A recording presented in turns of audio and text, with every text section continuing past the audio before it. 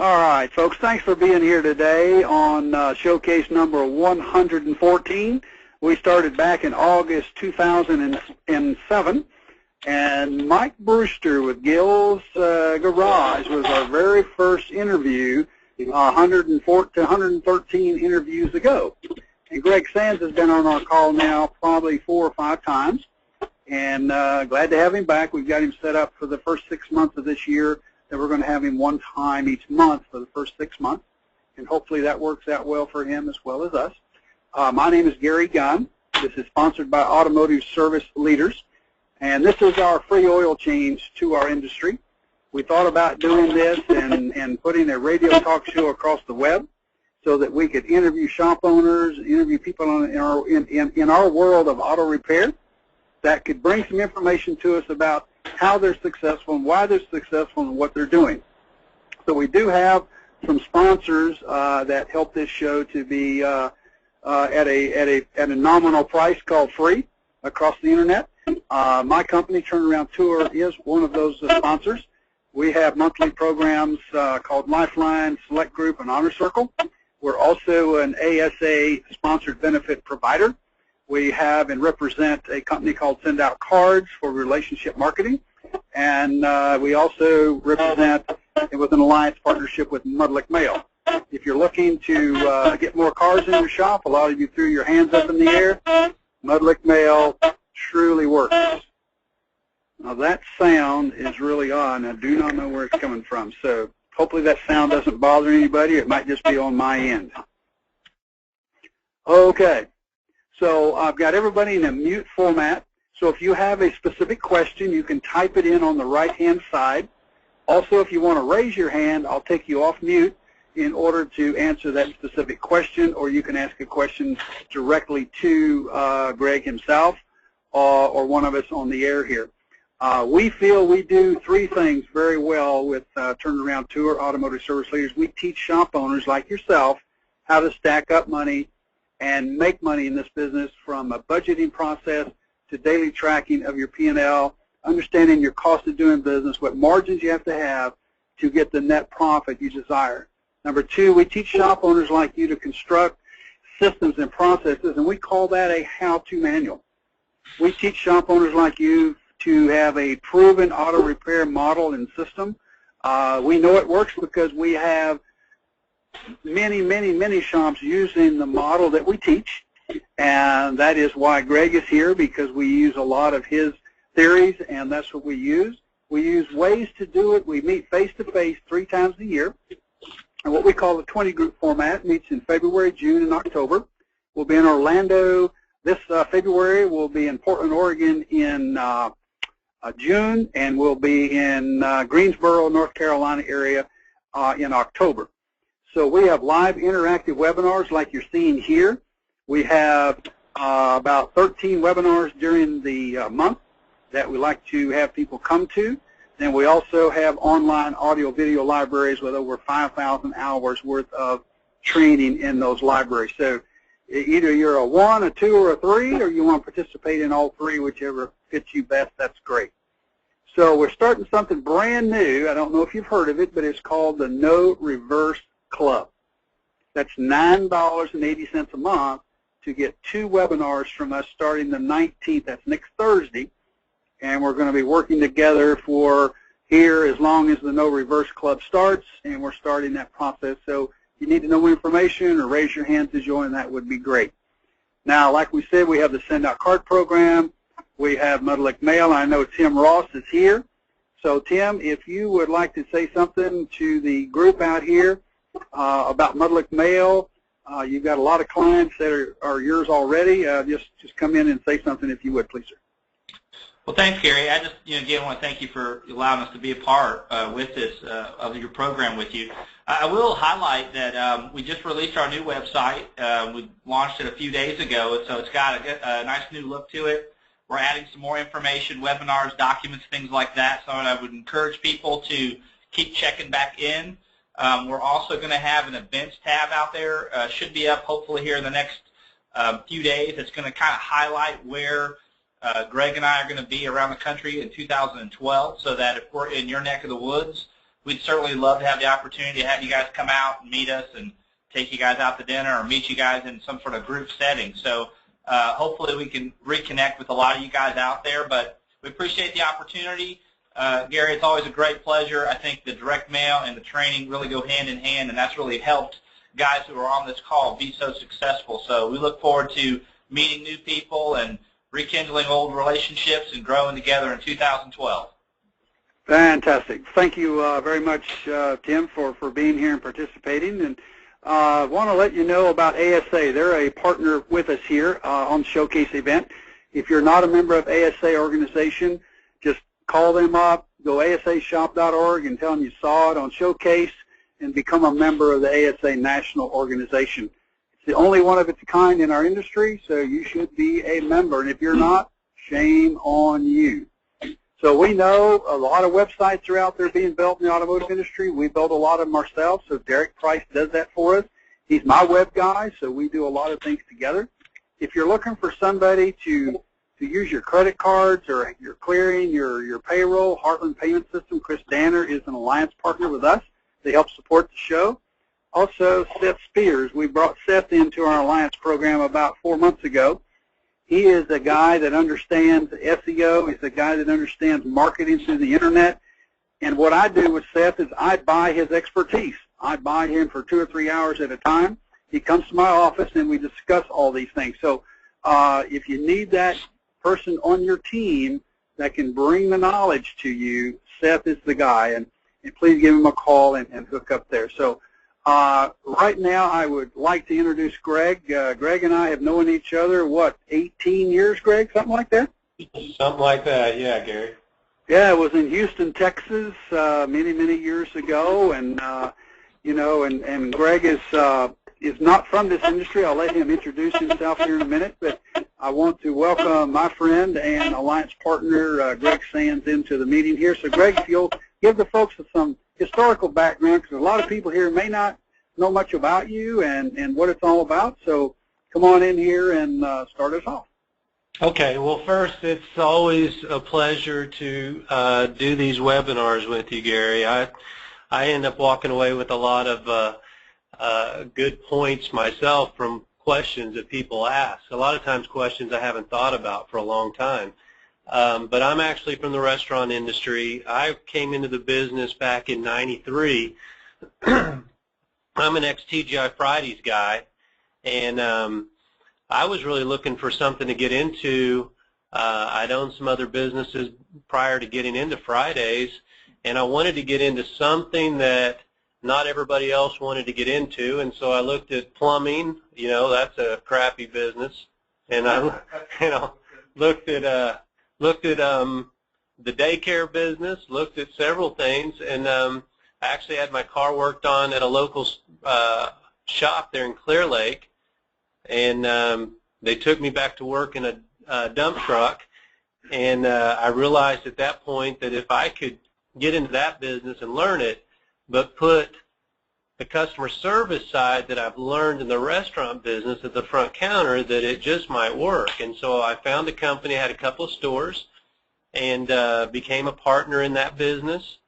And rapidly, I think my first month in the business, I didn't know what I was doing, but I knew how to say yes to customers. And the store I took over was doing about $48,000 in sales, which was still really good back in '93. In my first month, I did $92,000 in sales, and I realized that, wow, there's a lot of opportunity in this business. And so I started bringing in restaurant guys, and we grew that company overall in about a 4-year period to 38 stores. I was also branded Goodyear, so it's 38 Goodyear stores, $45 million in sales, and sold out in year 2000. I kept some stores in Atlanta because, quite frankly, they weren't making any money, so I wasn't getting anything for them. So I kept those stores and did a little trade out for those, and came to Atlanta, my wife and I, and we decided we were just going to run those stores, and I would just retire and kind of enjoy life, and that lasted about a year or so, and then I wanted to get back into the game. And so we started to grow this business in Atlanta, and then a couple years ago, I had an opportunity. The company I sold had sold a few times, and then I think ProCare was the last one to buy them. They went bankrupt, and so I was able to go back in and start picking up some of my old stores. And so I started picking them up with my partner, Scott Darnell, down in Houston. And we got off to the races down there a few years ago, probably about 5 or 6 years ago now. And then, you know, one of my old partners from the past and I, a few years ago, created a company. The name of the company down in Houston is Drivers Auto Repair. And then we created a new concept, a different friend of mine that was in the business. About 3 years ago, I said, I want to create a concept minus all the bad mistakes I've made over the last 18 years. And so we created Service Street. And that company has 4 locations. And then a year ago, we don't have it up there, Gary, but I own First Choice in Tennessee. That's right. I forgot about that one. That's okay. And my partner in that is Mark Wisham. He was a guy who had done business with us with Mudlick Mail, and he'd been to a lot of training classes, been a lot of your training classes, and I liked him so much I thought, you know, it'd be neat to do a partnership, and we kind of hit it off, and so we opened our first store last year, and he's been a great partner. And then Mudlick Mail just kind of came by accident. I needed to do direct mail. That was the business that's how I drive new customer acquisition. And Tim Ross was my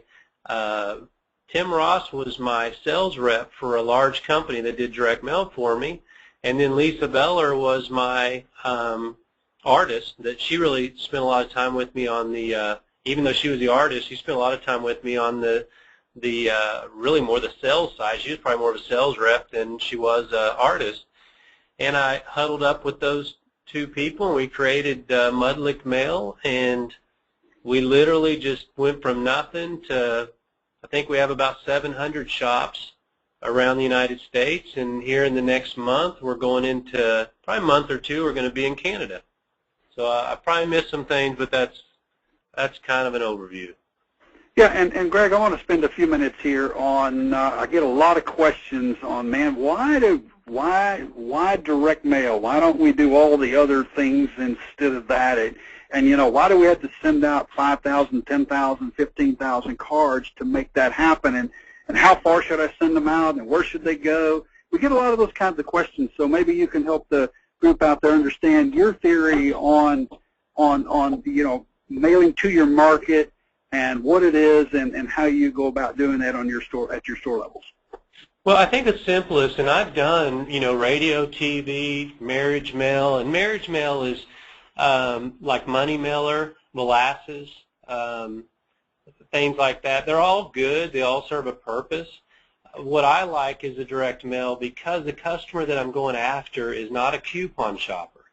So, and what that means is that, you know, for example, I'm not a coupon shopper. So because I'm not, I'm never going to rip open that stupid little envelope and dig in there for a discounted oil change. And I think that's the thing that shop owners have used those things, and then they went, oh, I don't like oil changes because they're bottom feeders, but they don't realize that where you get the oil change is what dictates whether or not they're a bottom feeder. You know, if I see a direct mail piece, a postcard, that goes to everybody. I can decide, well, it goes to everybody I want it to go to. So I can decide I'm going to only hit people that make $80,000 a year or higher. That's the average income. Well, that kind of rules out the bottom feeders right off the bat. And then I can say, you know what, I can adjust my oil change. I don't have to have the cheapest oil change. Every dollar that you raise that oil change is going to drop off some level of coupon shoppers. And if I want coupon shoppers, they're still going to see my ad. So the direct mail, although it seems more expensive on the one side, and it is, marriage mail, you're really getting in there with a pile of other companies to lower your costs. And unfortunately, the negative is you have to open the envelope and dig through it to get it. I want somebody that's not looking for direct mail to say, or not looking right then for automotive, to see my postcard and make an impression. So it's just a way that we go to market. It's not the way everybody has to go. You know, I've done Velasquez. When I open a new store, I use Velasquez. When I'm just needing really to fill my bays up, to really get the store going. But then I get more fine-tuned and I go to more direct mail because I can really decide who my customer is. And probably these guys and gals on the call saying, Gary, what's direct mail have to do with your staffing? So, yeah, we're here to talk about the staffing side. And what I thought we would start with is, getting the right people in the right places for the right reason. And what I'd like to start, Greg, with this question. And if you would, I know you can identify the factors that you've discovered that increase the odds of someone being successful in your organization in the model that you do run. So are there some things that when you're looking for a general manager, a guy to take charge of that store, are there certain factors or certain things that are telling you, yeah, he's the guy? Well, there is. I think the biggest thing for me, there's a couple of things that I want to say. There's a lot of shop owners on here.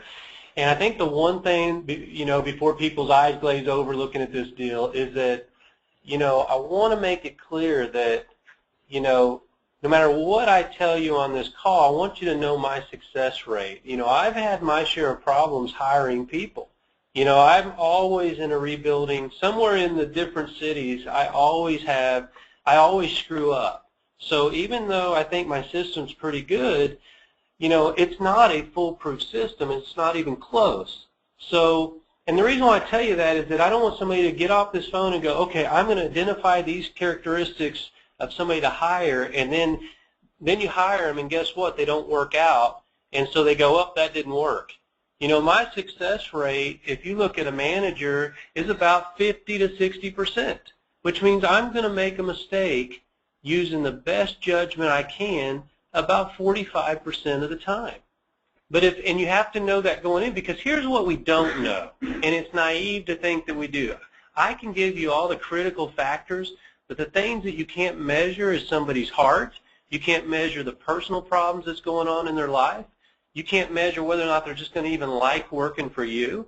Or for me, when I look at getting people out of the industry, you don't know if they're really going to like the industry. So I don't want to bust anybody's bubble. I just don't want to get anybody off the phone thinking, oh, well, I go out and hire a restaurant GM and all my problems are solved. Well, you better hire 2 of them, because you're going to make mistakes. So now, when you talk about what I look for, the single most important thing to hiring somebody is their track record. And so I want you to think about this. We see this in professional sports. It's called a first-round draft pick. Now think about that. How many Heisman Trophy candidates actually go on and become a star in the NFL? Very few. But that is the best. Now, the chances of them being successful is exponentially higher than a 4th-round draft pick. So when I think of track record, what that means is I'm going to look at their past 10-year history, if they have 10 years, and I'm going to look, has their income gone up consistently, or have they had a blip in the screen? If they've had a blip in the screen, I'll probably rule them out unless there's a really good explanation. In this market, I just rule them out right now. I don't need to get somebody. If somebody tells me that, hey, I've been laid off for any reason, I just figure, they're either unlucky or they had bad judgment because they should have left before they got laid off. So I look at those things as negatives to me, and this isn't foolproof. If you know the person, if you know the person personally, you know their character, obviously you wouldn't use this harsh a judgment. And when I look at my track record, it doesn't mean that I'm not going to still hire a dud, but I rule out a lot of duds. And that's what you're really trying to get to, is what's my best chance of hiring a great person. So number 1 is track record. How well, what is their track record, how much their income, and really ask them, well, how much did you make here? Have they had raises? Have they had promotions? And it should just be like a little line going kind of a steady line up if you went across the page, that they've had a nice steady career, or it's like straight up where they've been just unbelievably successful. Now, on your general manager side, I get a lot of questions here, and once you've staffed this gentleman or lady in your store there, what are the, let's say, what do you hold your general manager accountable to? What does he have to do to perform? Well, the general manager, once he's promoted, he has the full responsibility of that location. So he has to hire his own technicians. He has to hire his own general service. He has to manage 2 people on his staff, 2 assistant managers.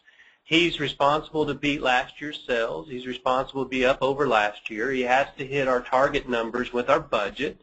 You know, he has the full responsibility, no different than an owner does, other than we do the accounting, obviously, for the store, and we audit the store to verify that what we're doing or what he says, what we agreed that he's going to do, he's actually doing. Okay. Because you know, everybody says, well, what do they do? How do they do this? What do they do in the organization? And so I just was curious that, you know, maybe you can relay some stories to us that maybe you, not names or places, but maybe there's somebody that you felt was kind of on the edge and you hired them and they really hit a home run. Next guy you thought had all the tools and it didn't happen. And well, maybe some of those particular stories. Sure, I can give you 2 right now. There's many stories. I mean, there's reasons why people fail, like I said, and there's reasons why people succeed. You know, and I'll use names because I don't think they would mind on either side. One is Doug Smith, who has been with me 10 years now. He was a regional manager for Bahama Breeze, and he was, I mean, his track record was impeccable. In fact, when he was there, he was making close to $200,000 base salary plus bonus. And he came to me, he said, I want to get out of the industry, and I've seen your ad. I put an ad for restaurant managers in the newspaper. And I interviewed him, but I said, you know, I'm not sure because you've been so far away from the front line and you make too much money. I pay $50,000 a year, and that's for a general manager. And he said, well, if you just give me a shot, you know, I think I can do this deal. Well, I ended up hiring him at $45,000, and he came to work for me, and he went through training. He became a general manager, and for the first 90 days, he absolutely was the worst general manager I think I've ever hired that stayed. He was horrible. You know, it was like teaching somebody to dance. You know, they knew the steps, but it was so rough that you just went, man, that guy can't dance. Well, I had other people calling for me to fire the guy. He was, you know, it was obvious. His sales were terrible. But what I recognized is that everything I asked him to do, he was doing. He just wasn't doing it well. And so I hung in there with him. Well, this was 10 years ago. For the last 7 years, Doug hasn't ever finished below number 3 in sales out of all the stores that I own. And he's usually number 1. He's currently number 1 in Atlanta and has been for years. So that's a guy, if I would have given up on him, but I seen the signs that, look, this guy he's got the track record. If he didn't have the track record, I would have fired him. I would have said, no, he's not. But I knew because of his strong background and because he was doing what I was asking him to do, that it was only a matter of time till he would get it. At least that's what I'm telling you today.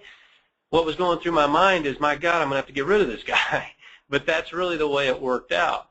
I had another guy, Jay Velez, who worked with me at TGI Fridays. He was a counterpart to me, super successful restaurant guy. He came to work for me, went through the training, was okay his first couple of months in the business, but the thing I noticed is every time I'd go to lunch with him or I'd meet with him, he always wanted to talk stories about when we were at TGI Fridays. He never wanted to talk about the auto repair business. Well, his sales never got better, and in fact, I had to terminate him. It was a friendly termination, and I even helped him get his job back at TGI Fridays. He's currently the area supervisor down at the south part of Texas. He runs all the TGI Fridays in Austin and San Antonio and Houston. And so he's a guy that I knew super well and would have bet anything he would make it, and he didn't make it. So, but yet his track record was great, but it was that he just didn't get the restaurant out of his system. He still loved the restaurant industry, and that's something that you just don't know for sure. But that's, if I would have quit right then, I would have missed out on another 50 or 60 dynamite restaurant guys, including my partner down in Houston that ran Joe's Crab Shack in Dallas, Scott Darnell. So see, you can't just look at one and if it doesn't work out, go, oh, it failed, it doesn't work. It's a process, and it's not a foolproof process. I'm still a student of the game when it comes to hiring people. I'm still trying to find ways to hire better people. It's not, and so when you're out there struggling, or you say, man, I hired somebody and they didn't work out, it just doesn't work, or restaurant guys isn't for me, or industry guys isn't for me, chances are you just haven't worked at it hard enough that you're going to find somebody. And I know I've heard you say this before, and why is it, Greg, in your organization that you have the general manager at your store do the assistant manager hiring and also the technician? Why didn't corporate do that and send people out there to that store? What's the catch there? Well, you know, I wish I could say I was so smart I never made the other mistake, but I used to hire technicians, and we used to hire GSs and thought we should hire them from corporate, but what we found was that when we hired them, the general manager didn't have buy-in this person. It was really easy. For example, technicians. You know, I hear all over the country, man, I've got a technician with an attitude problem. Well, I have 24 of those right now. I've got one in every, that's, you know what, you go work on cars, you'll have an attitude problem. You know, that's just part of the business. Well, you know, with GMs, when they have to hire their own technicians, they keep them. They work through problems. They're not so quick. When you hire them, one attitude problem, and they go, oh, I had to fire him. He smarted off to me, or he was 10 minutes late from lunch. They didn't recognize how difficult it is to hire a great technician. The better the technician, the more ornery they are. I've got a brother who's a technician, and he's as ornery as he can be. He doesn't work for me because, you know, that'd be tough. But that's why we have them involved in the process, and they're responsible for that store. If we had to hire right now, we'll have 8 stores open by the middle or the end of summer down in Houston. 2 of those open up in the next 3 weeks. Well, that's 96 employees we have to hire just in Houston, not to mention turnover in our existing 24 stores. And when you look at that, so we're probably going to hire 150 people. Mudlick Mail is going to double this year, so we got to hire double the staff we have today. You can't do that all yourself, or I can't. You have to be able to trust other people and give them some parameters, and then understand that, you know, the failure rate, you could still fail even when you do all the right things. It just lowers your rate of failure. There's a couple of questions that have come in from some of the ideas here. One says, do you ever put an ad asking for restaurant managers that are looking for a change, or do you just advertise out there in where those guys are looking at? How do you do that? Great question. What I do is I advertise in the restaurant section, and my title line is, are you tired of the late night hours of the restaurant business? You advertise on Sunday because anybody in the restaurant business just got their ass kicked on Friday and Saturday nights. And so once you do that, you're going to have people that are going to apply. And the cool thing about this, it's an advantage for us in the automotive business because people in real retail, meaning restaurants or, you know, clothing stores, Radio Shack's a good example. Man, they're not, we think we're working a lot of hours. Those guys work hours. I mean, they're restaurant guys, there isn't no going home at 6 or 7 o'clock at night. Friday night, you're up to your elbows in grease. You got problems. You got things happening, or you're washing dishes at 2 in the morning.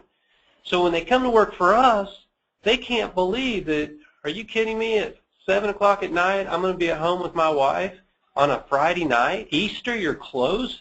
We're closed on Sunday? Are you kidding me? They look at this as the greatest business in the world, and what will blow your mind, what we've found, is that a great general manager, not just good, a great general manager in the restaurant business right now makes less than an average general manager in the automotive business. A restaurant manager is managing 60 to 100 employees. An okay general manager in the automotive business may be managing 6 or 8 people. You know, restaurant managers had formal training on how we take care of customers, how we handle P&Ls, you know, how we deal with profit and loss issues. An okay, you know, automotive general manager probably has never seen a P&L.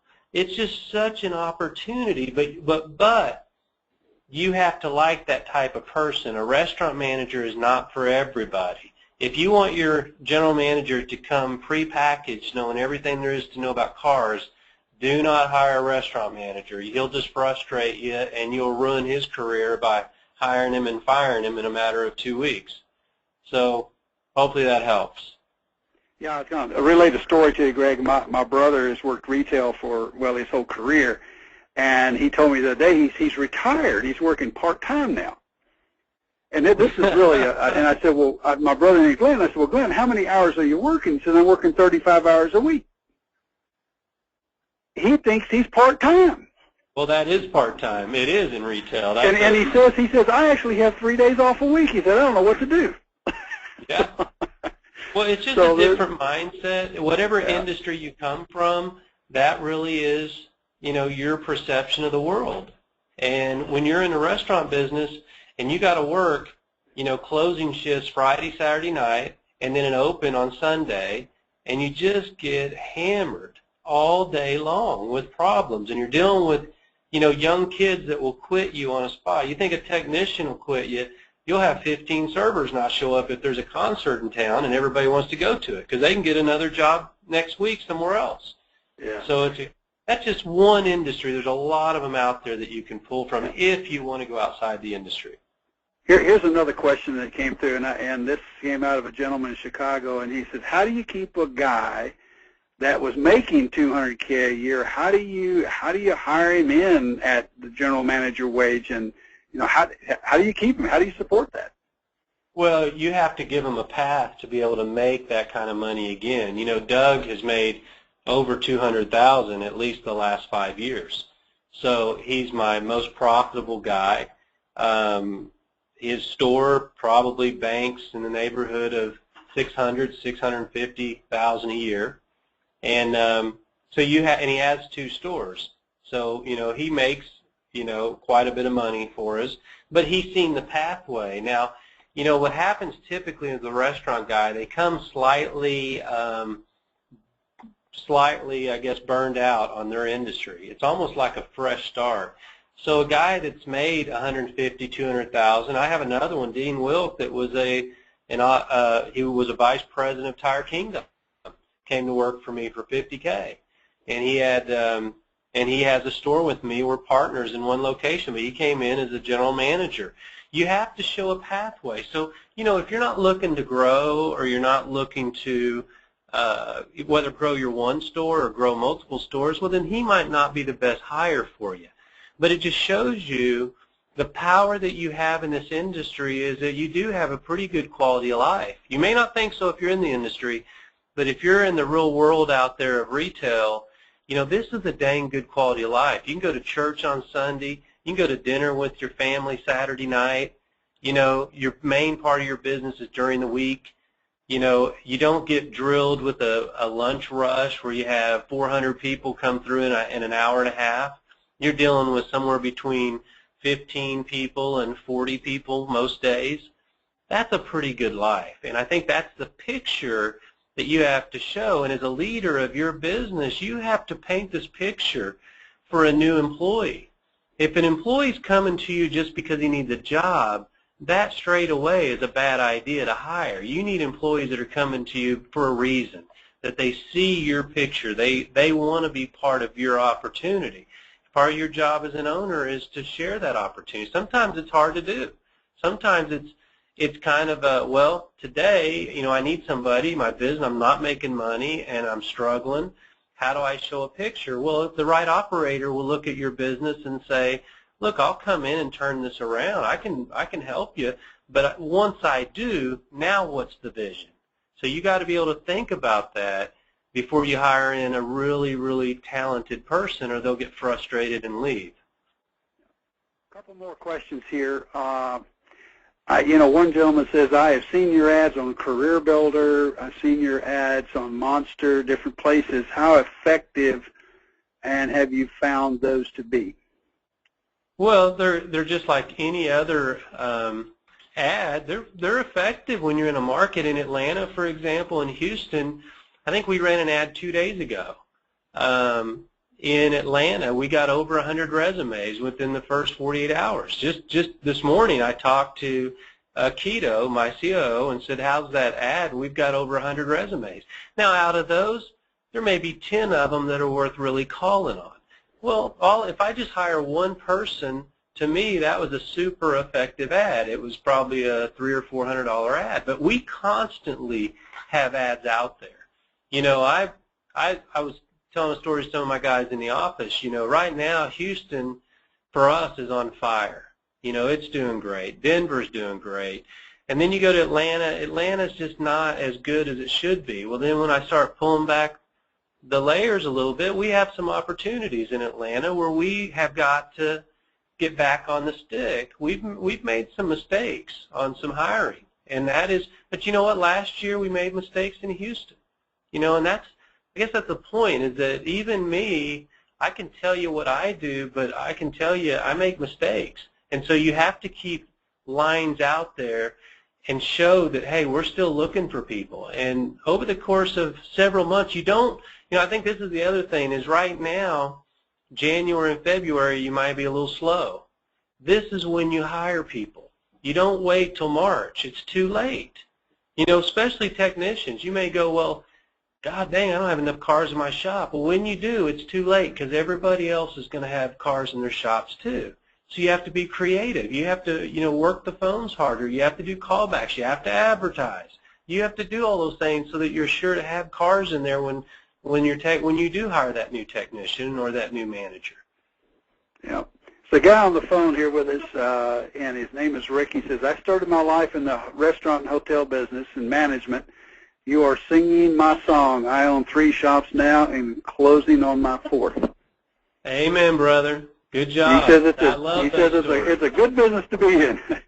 Right. Hey, you know what? I've never missed a day of the restaurant business. And there was one guy on here that it maybe got a little confused on what we were talking about a minute ago, and he said, do you have the general managers hire their assistants, or do you do that? What we do is we do a 2-point inspection or interview process. Somebody at store level, an operator, will do an interview, but we always do a second interview. And then we do a follow, meaning they come into the store and they follow somebody before we just make a hire. So no one person, including myself, hires the assistant managers. We always like a 2-step process. Good, great question. Okay. And let's see. Oh, here's one. And with this one we talk about a lot in our meetings. And what should a good assistant manager run in sales per month? How much should he handle? Well, I mean, we've got, I'd say, a great assistant manager. We have guys that have sold 70,000 to 100. We have good assistant managers that'll sell 40,000 to 60. It depends on the opportunity that's there. It depends on, you know, there's a lot of things that's out of the hands of the assistant managers. You know, I've had assistant manager go to one store and sell 70, and that same assistant sell 40. Some of it's the power that you have in the back of the house, if that store is a rebuilding store. But if you give a guy an opportunity and you teach him your system, you know, there's no reason why, you know, with him and another guy, you can't do somewhere between 80 and 100,000 a month in sales. Okay. So I put out a survey yesterday, and I asked some folks to send some questions in of maybe some specific things that they wanted to know, and one of them that kept coming in was, take a typical store of yours. How do you staff that store? What does that staff look like? Well, I have a general manager. That's the guy who runs the whole store. 2 assistant managers that some people might call service writers. And then I have 3 to 4 GSs, which are general service. Some call them porters. They're people that clean cars, run customers home, get parts. And then I have 3 to 4 technicians in the back. And that's my staffing. And that's kind of my cookie cutter deal, my non-negotiable. And size of the store is generally around 8 bays. Would you say that's the average for you? That's my favorite size, and you're not limited. Actually our highest volume stores are 6-bay stores, and I've got some 12-bay stores that, barely do $1.1 million in sales, and I've got 6 bays that'll do $1.8 million to $2 million in sales. So, but my favorite is an 8-bay center with the bays that point, to each other. In other words, it makes the building a little shorter. I don't like a straight line 8. I like the one space and 4 on each side, 4 bays and 4 bays. Yeah, the nose-to-nose property is that's usually the best setup, no doubt. Okay, a couple other questions here. There was one here, and this was it's a different type of question. Well, what if someone's a smoker? Would you not hire them? Well, if I knew they were a smoker and a manager, no.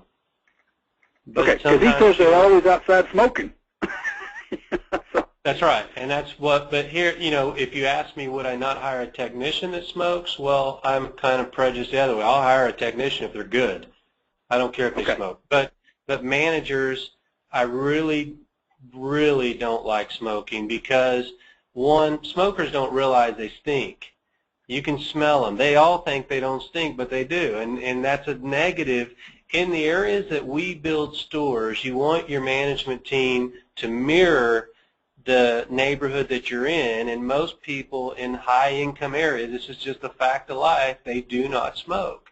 And so it's offensive. It's just like, hey, I've got a couple of tattoos, no one knows it, but if you got one on your forehead, I'm probably not going to hire you. I think people will look at that negatively. So, but if I know, I'm just being honest, if I know somebody smokes, I'd rather hire somebody that doesn't smoke. Okay. All right. A couple other things here. Doug Hillman wrote in a couple things. We know Doug very well. Yeah. And he was looking at how do you rotate your staff as far as, how many days your general manager work, how many assistant managers, how do you rotate that in your technicians? How do you make that work? And I know you operate 6 days in all your stores now, correct? Yeah, all of them are 6 days, and what we do is everybody works Friday, Saturday, and Monday. And then there's 2-man fronts, and the days off are on Tuesday and Wednesday, where the general manager and the assistant manager is off each one of those days, and Thursday is your third assistant that's off. So you have 2-man fronts every day, 3-man front on Friday, Saturday, and Sunday. And then it's the same deal for technicians. It's just the same schedule. Okay.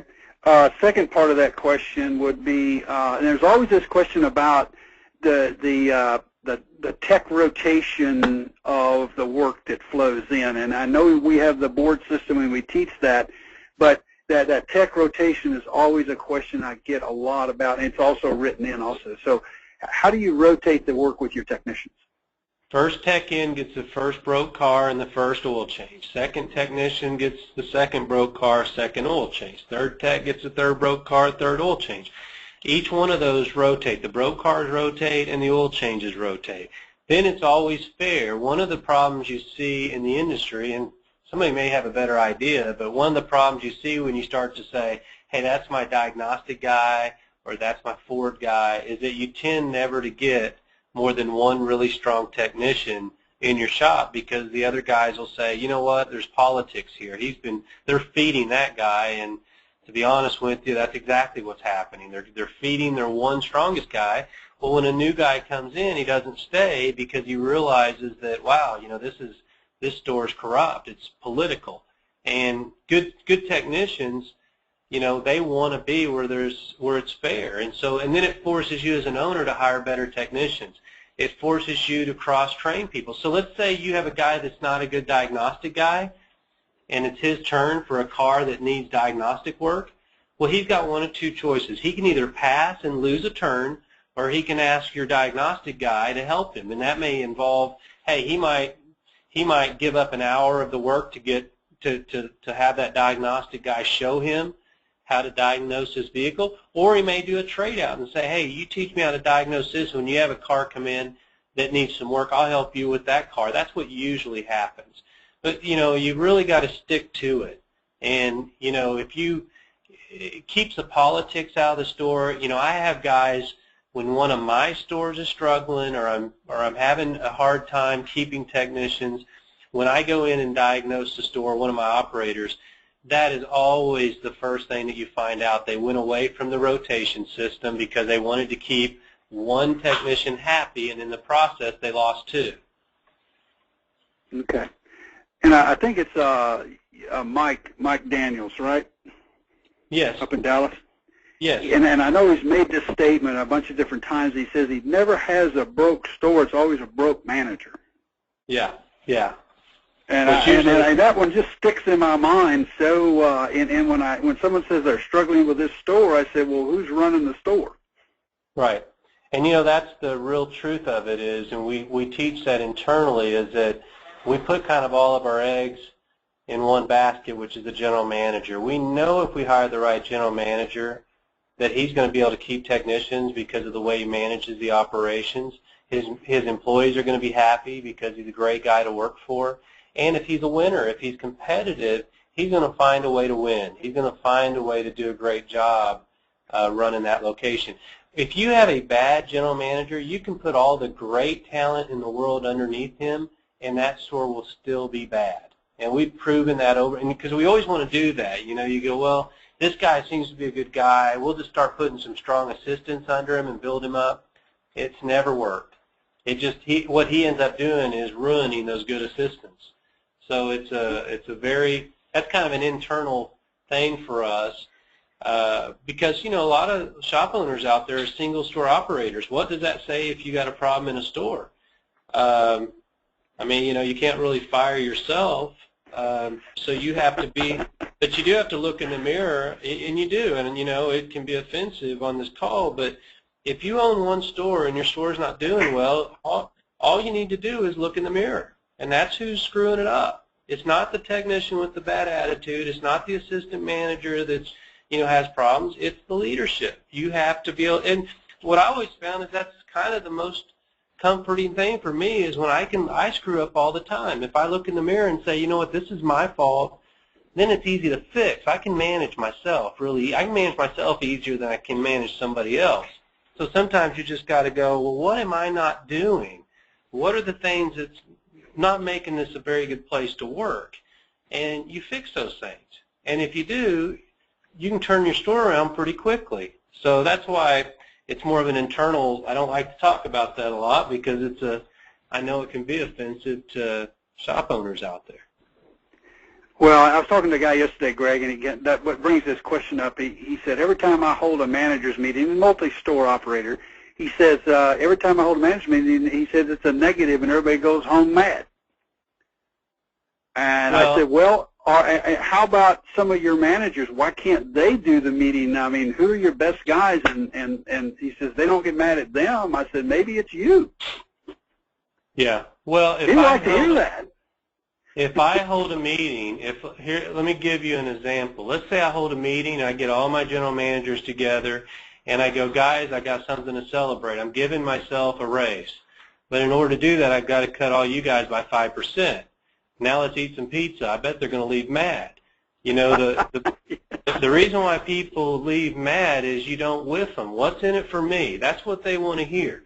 If you're going to change your business, then you better go in with the attitude of, hey, we're all going to win. It's not I win and you guys need to do what I tell you because you need a job. It just doesn't work that way. So you always have to look at it from the employee's perspective to go, is what I'm going to teach tonight a positive message, and if they do what I ask them to do, how are they going to benefit? I bet if he answers those questions, I bet he has a much better time at those meetings. Yeah. Here's a question that came in, and there's a lot of questions coming through here. How much importance do you put on, let's say, a manager's personal lifestyle, married, financial status? All those issues go into that hiring criteria. It does, and some of it is private, you know, that I use. I will tell you, I prefer married people when they're in a position of authority.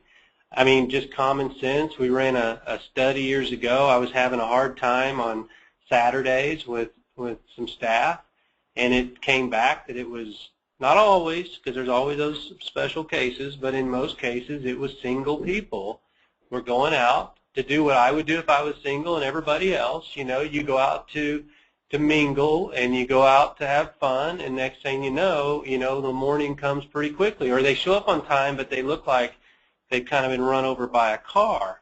And so that plays a role. If I know somebody's going through a bankruptcy, I don't want to hire them. That is a very stressful time, and that doesn't make them a bad person.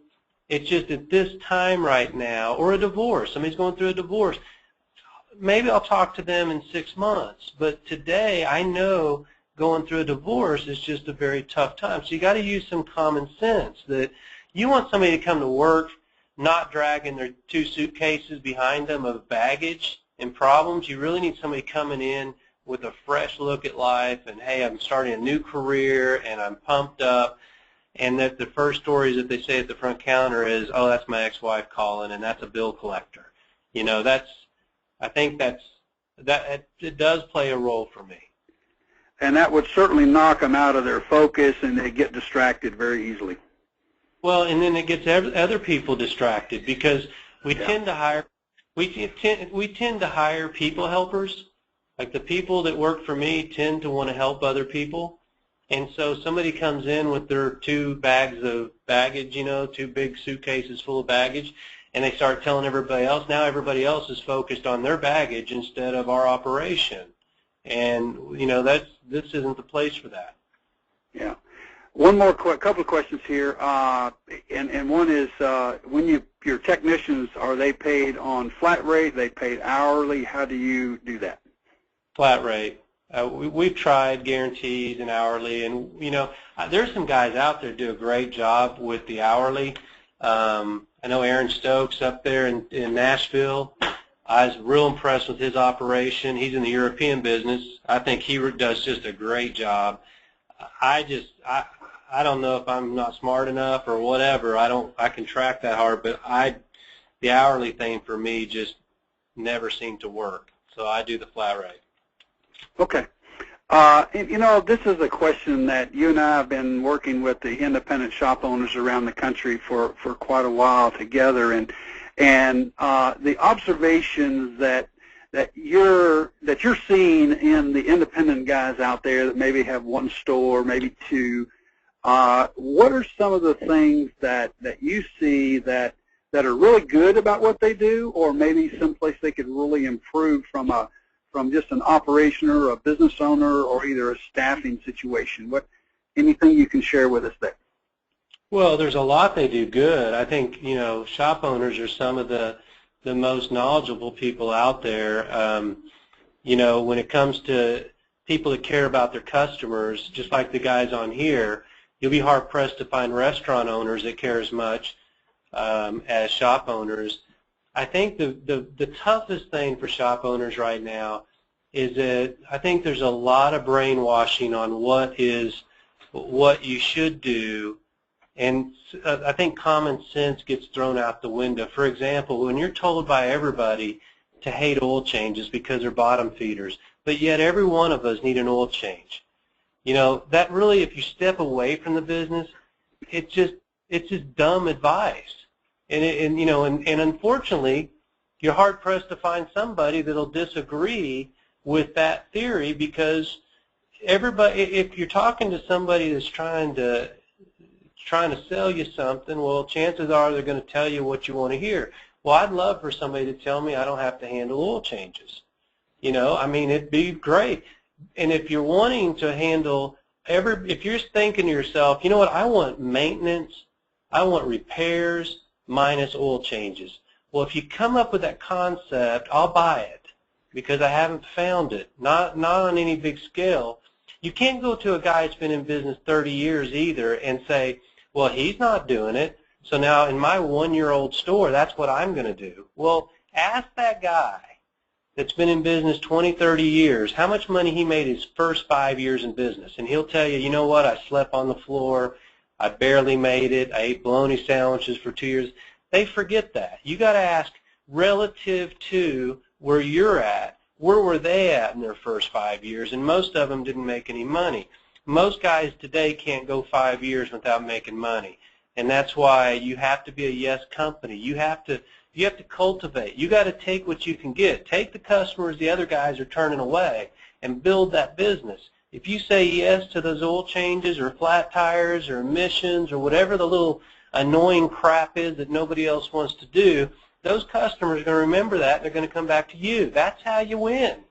So that would be my advice, is that, you know, and I think if you look at it from a global picture, you know, shop owners do not advertise consistently. And you don't have to do business with Mudlick Mail, although I wish you would, because I could use the business. But if you don't like, if you say, well, I'm going to do it with somebody, I would still tell you, go do direct mail, go try it, and let me know what you think. But you have to put your system in place. Don't do direct mail and then go, I'm not going to say yes to customers. It won't work. You're wasting your money. And you know, most of the times they underestimate how much they need to advertise. I'm still blown away in this day and age that people spend money on yellow pages. I mean, the rest of the world has caught on to that, but not in the automotive business. Automotive guys, because they've always done yellow pages, I used to buy huge yellow page. That was my biggest buy of the year, was yellow pages. Well, I haven't been in a yellow page book in 10 years. And it was still a little bit relevant 10 years ago, but today it's a waste of money. Don't invest money, don't call investing in Little League Baseball advertising. That's called a gift. There's nobody there to see your logo. So you got to use common sense. You only have so much money to spend it getting in customers. If you're a shop that wants to do, that's kind of an everybody shop, meaning you're a low baller, then you should go in Velasquez. It's cheaper than direct mail. Direct mail would be, I don't think, the best investment. If you want a higher-end customer, then you go for direct mail, but you do it consistently. Don't let people steal your customers. So that's, you know, those are the areas, you know, I could talk probably a whole day on that subject, because it's not just, well, okay, I just got to do direct mail. It's now I've got to say yes to customers. You know, I've got to say yes to oil changes. I've got to staff my technicians. I get asked all the time, when should I add a technician? Should I get my staff set before I advertise? The answer is good luck. You got to set your advertising and then staff knowing that it's about to hit. And then you got to stick to it. Yeah. A couple of success stories. One shop owner decided he was going to start saying yes, and he started a direct mail campaign, and he was generally running, he thought he was busy at 60 to 70 cars a week. Now if he doesn't do 150 a week, he's very upset. Wow, and so you see the difference in the paradigm shift, and really all he did was grasp the yes concept and advertise. And then he put the rest of the systems in place, and it's just astronomical what happened. Well, if you tell a shop owner who's an industry guy, usually an ex-technician, now owns a shop, how much money he invests in tools and diagnostic equipment, you know, he'll flex up on you, bow up on you, and brag for an hour of all the stuff he owns and all the investment. When you ask him how much money he spent to get customers in his shop, he'll say, oh, I don't need to do that stuff. I don't believe in advertising. You know, in this day and age, to say something like that is just almost irresponsible, you know, to think that, oh, I don't need to do it. Or you have a shop owner that has what I call a monopoly, meaning they're in a location where there's no competitors. Well, they're not the real world. They have a monopoly. They don't have to advertise as long as nobody else comes in. Well, you can't talk to somebody that has 10 shops around them and say, well, just do what I do. Don't advertise. You're telling that guy to go out of business. So that's kind of it's very basic common sense principles that you could apply at a paint store or a restaurant, anything. You know, this isn't really new age thinking. It is in the automotive business, but we just got to come to 2012. Got one more question, and I'd like to wrap it up for today. And I think our situation in February and March will be going to more of the, you know, the internal structure, the culture, the things that makes the thing work, like the yes concept and various things like that. But the one that comes up a lot is, and again, it's kind of back to the advertising side. And one guy says, well, that little advertising tracks everything, you know. How many of those coupons did he clip? How many did he get over here? Did it give me an ROI of 2 or 3 or 8 or 10? But, you know, in your stores, do you really track all that? Do you track CSI? Do you track ARO? What do you track? Well, first, you know, the thing I would challenge with just about anybody who tracks is most of the time their math is wrong or their tracking system is wrong. And I'll give you a quick example of that. Here's the standard protocol. I do direct mail with you, and I count my coupons, and then I see how much money I sold off of those coupons, and that's my return on my direct mail piece. Okay, that's one way to look at it. It's wrong, but it's one way to look at it, and that is the secret, guys, and write it down, because this is why people quit doing direct mail. That's only one part of it. You got to look at your database and see how many customers came in from direct mail that didn't bring a coupon, and then add all of them up. And let's say you have 50 customers that came in, and we run the same math, and you should do it yourself. Let's say you get 50 customers, and man, that costs you $3,500 to get those 50 customers in. Well, we know from experience about 72% of those will return. You know, so let's say 70%, 30% of them are never going to come back. Well, are you going back like a dividend, like you would a stock? When those people come back in 6 months, are you adding their sales back into your original investment? I mean, that's fair, isn't it? Because that's what brought them in to begin with. Or do you go, oh, no, that doesn't count anymore? See, and that's the kind of bad math that people use, and they make a bad decision. So if you run the math and you go, even some of you guys have been doing it a long time, go back a year and pull the people that came in off the direct mail and you'll see that they've come in at least 2 more times, and that they've spent somewhere around $300 to $500, and that they'll be here another year, at least 2 years is what we've tracked, some as many as 3 years. So every time they come back in, you've got to add that to your original $3,000 investment or $3,500 investment. And that's the part that people miss. And the other thing that people do is they think that when I advertise next month, I can't afford $3,500. Well, if they think that it's a cost, then we've screwed up right from the start. It's not a cost because we expect that $3,500 to return itself the same month you hit it. So if you use a credit card and you charge $3,500 and you do a direct mail piece and it hits in the month of January or February or whatever, you're going to get at least $5,000 worth of sales out of that before you even pay your credit card bill. And then you start looking at the long-term impact. Every month it builds on itself. So you advertise in January, you get the benefit, it pays itself, and then in 5 months, guess what? You're getting a dividend off of that money. They come back in 2 years, you're still getting a dividend off your $3,500. When you look at it that way, whether you use me or somebody else, that's how you look up a year from now and you go, man, this is the most successful year I've ever had in this business. Okay, a couple of things here, and then we'll shut her down here if there are any other questions. Question is this being recorded? The question is answer absolutely. You go to our website called turnaroundtour.com, and you click on this showcase link right here, and you click right here to sign up. There's no fee to get in here or anything. It is a free library. We just want to know who's going in there. And once you sign up in that library, all the recordings of Greg's past are in there. And I'm going to go there shortly and show you where those recordings are. And this one will be in there also. And I made a mistake back in December. Last time we had Greg back in November.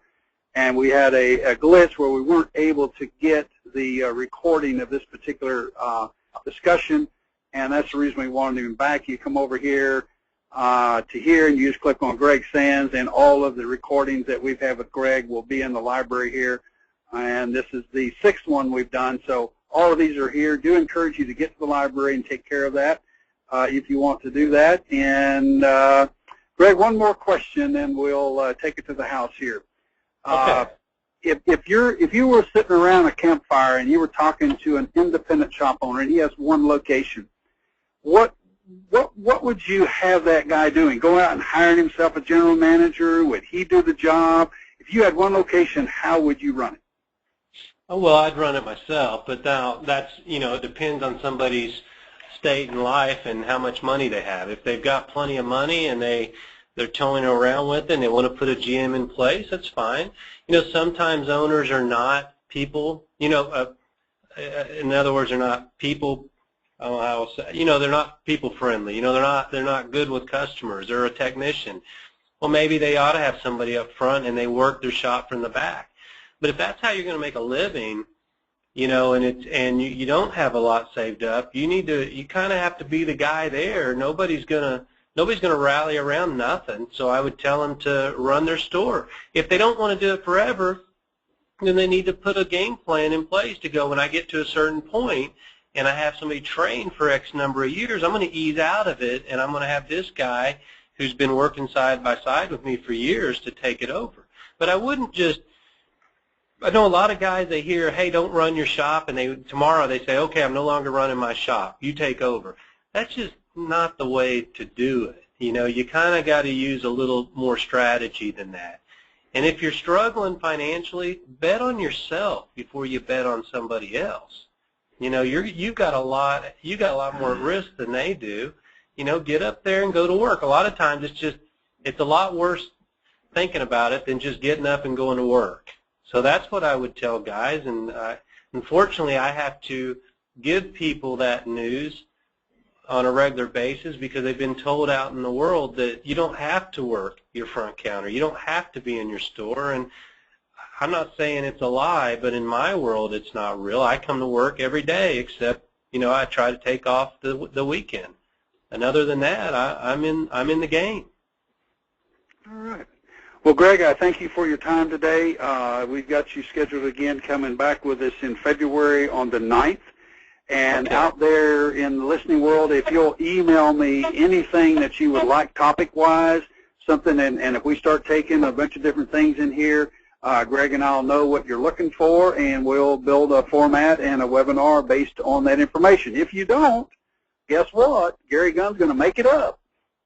He's going to create an agenda. So I'd love to have the feedback and let me know how this went as well, and where we can improve these webinars so that you can get what you came for. Greg and I are here to deliver the message and to encourage you to learn how to run your business and see it as a real business and a real part of your financial success. So Greg, thank you. Tim, thank you, and Mudlick Mail for being here. And well, thank you. You all have a great afternoon, and we'll see you soon somewhere. Thank you, Gary. Right. It's an honor to be on here. Thank you, guys, everybody, and Happy New Year to you. Let's have a good 2012. Thanks a lot, Gary. Thank you. All right. Bye-bye. Bye-bye.